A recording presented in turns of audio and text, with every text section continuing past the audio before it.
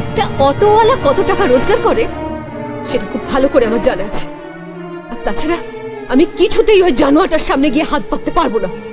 আমি ওকে আমার দাদা বলে মানি না, মানি না, মানি না। এই মুখ দিয়ে বর্তার সম্বন্ধে আর একটাও বাজে কথা বলবি না রনু, তাহলে তোকে সারা জীবন চোখের জল ফেলতে হবে। একটা দিনের জন্য তুই শান্তি পাবি না।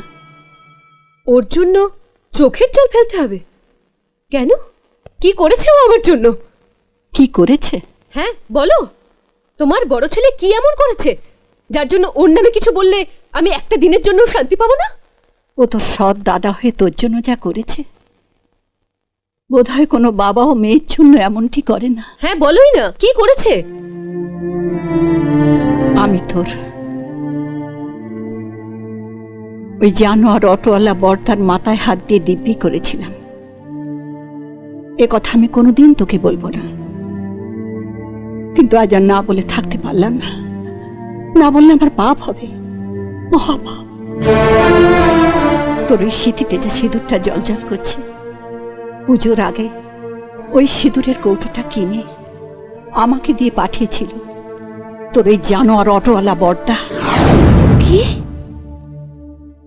পরনের ওই শাড়িটা পরে পুজোর কদিন মা দুর্গাকে প্রণাম করেছিস, শাশুড়িকে প্রণাম করেছিস, আজ আমাকে প্রণাম করলি। অথচ ওই শাড়িটা পরে সবচেয়ে তোর আগে যাকে প্রণাম করা উচিত ছিল সেই এই শাড়িটা কিনে দিয়েছে তোর ওই জানোয়ার অটোওয়ালা বর্দা।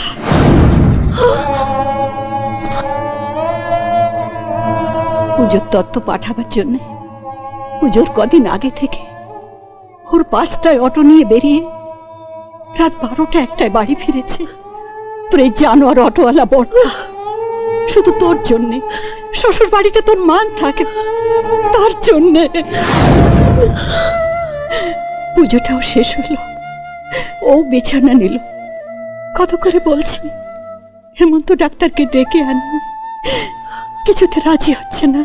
বলছে গরিব অটোওয়ালার রোগ এমনিতেই সেরে যাবে, ও ডাক্তার লাগবে না, ডাক্তার লাগবে না।